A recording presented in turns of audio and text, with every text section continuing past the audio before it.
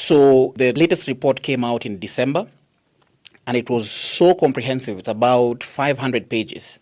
And we had all of these proof that show, okay, that Rwanda is saying in one case that we are only in the Congo as M23 as a defensive mechanism, but it's actually been seen that it's actually an offensive mechanism, because so many of the actions that Rwanda has taken to so as to say protect the Rwandan population against what the genocide came up with has been destabilizing the Congo.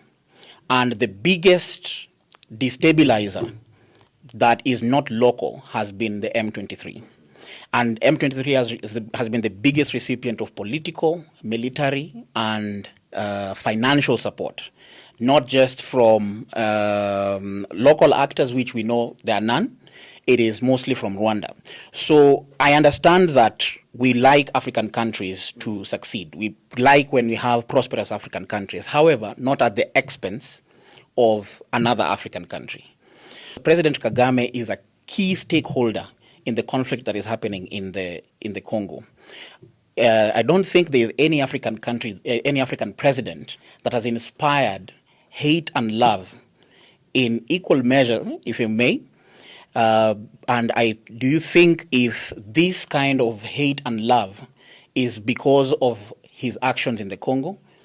Because in Congo, we've had things such as Kagamenomics. People are saying the Rwandan miracle, it's becoming the Singapore of Africa.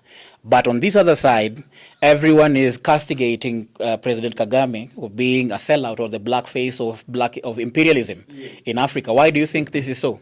I've read the report that you are talking about. And my problem with such reports, they become academic exercises which are simply documenting what is happening.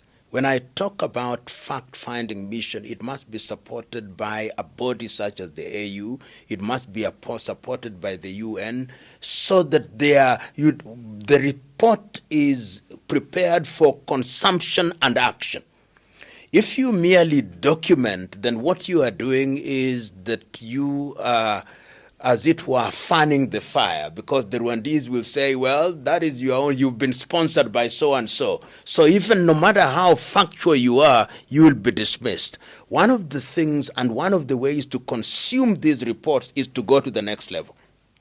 And these reports are useful because a lot of work and a lot of resources are deployed into putting in these resources, rather compiling these reports. So what one must do, and I think this is the next phase, is to have specific body which has a follow-up mechanism to say, we know the M23 is doing this.